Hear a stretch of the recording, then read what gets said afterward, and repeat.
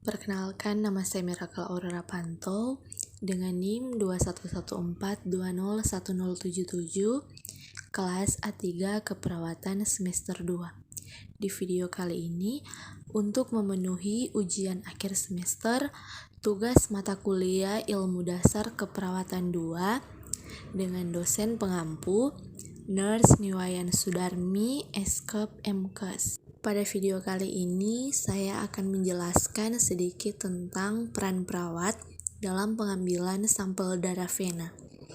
Pengambilan darah di laboratorium sering diasumsikan dengan nama flebotomi.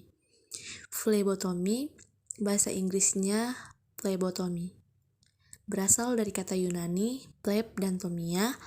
Phleb berarti pembuluh darah vena, dan tomia berarti mengiris atau memotong atau cutting.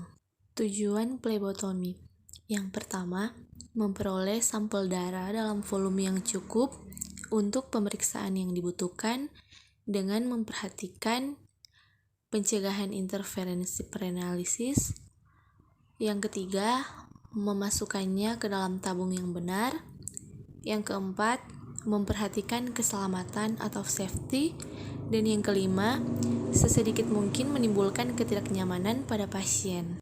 Peralatan pengambilan darah, yang pertama sarung tangan, yang kedua tourniquet, yang ketiga hand rub berbasis alkohol, yang keempat 70% alkohol swab, yang kelima kapas, yang keenam alat tulis, yang ketujuh label spesimen, dan yang kedelapan tempat pembuangan jarum.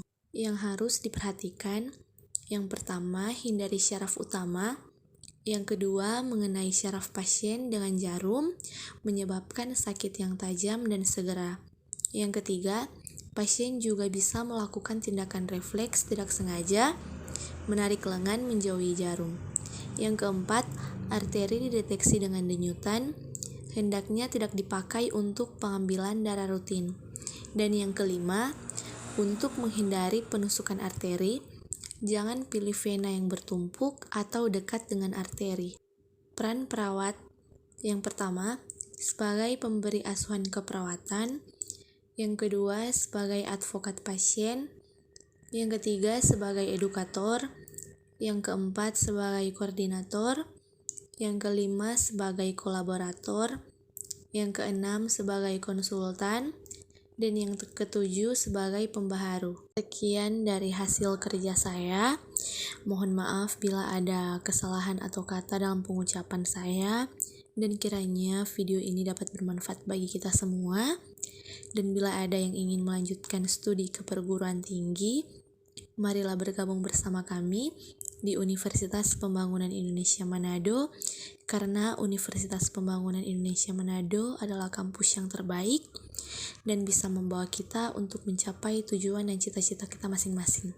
Terima kasih.